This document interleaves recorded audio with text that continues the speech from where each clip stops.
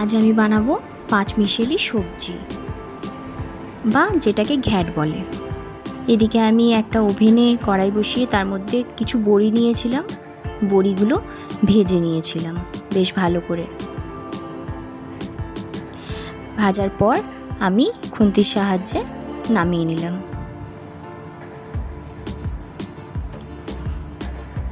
আমি ওই বড়ি ভাজা তেলের মধ্যেই 5 ফোড়ন দিয়ে দিয়েছি।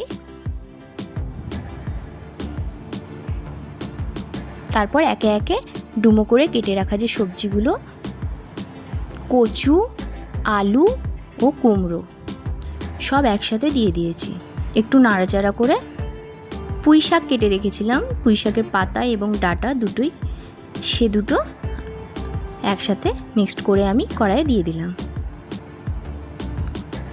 এবার কাঁচা লঙ্কা দিয়েছি কিছু, যে যেরকম ঝাল পছন্দ করে। লবণ দিয়েছি 1 চামচের মতো।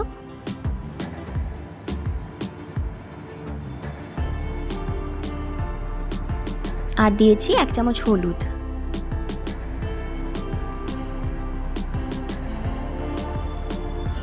সবগুলো একসাথে আমি ভালো করে নাড়াচাড়া করে নেব।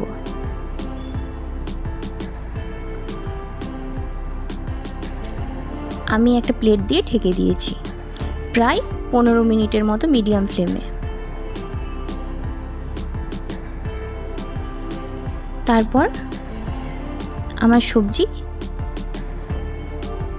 প্রায় কিছুটা হয়ে এসেছে। তার মধ্যে আমি দিয়ে দিলাম 1 চামচের মতো জিরে গুঁড়ো, আর যে বড়িগুলো ভেজে রেখেছিলাম ওগুলো দিয়ে দিয়েছি। তারপর আমি দিয়ে দিয়েছিলাম কাশ্মীরি লঙ্কার গুঁড়ো। তারপর নাড়াচাড়া করেছিলাম প্রায় আরও 15-20 মিনিটের মতো বেশ ভালোভাবে।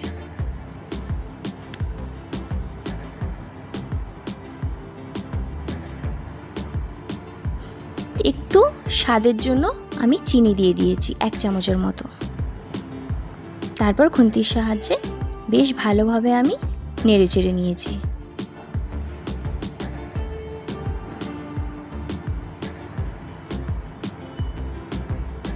তারপর একটা প্লেটের মধ্যে আমি নামিয়ে নিয়েছি। পাঁচমিশালি সবজি আমাদের রেডি। এটা নিরামিষ দিনে লুচি বা খিচুড়ির সাথে খুব ভালো লাগবে।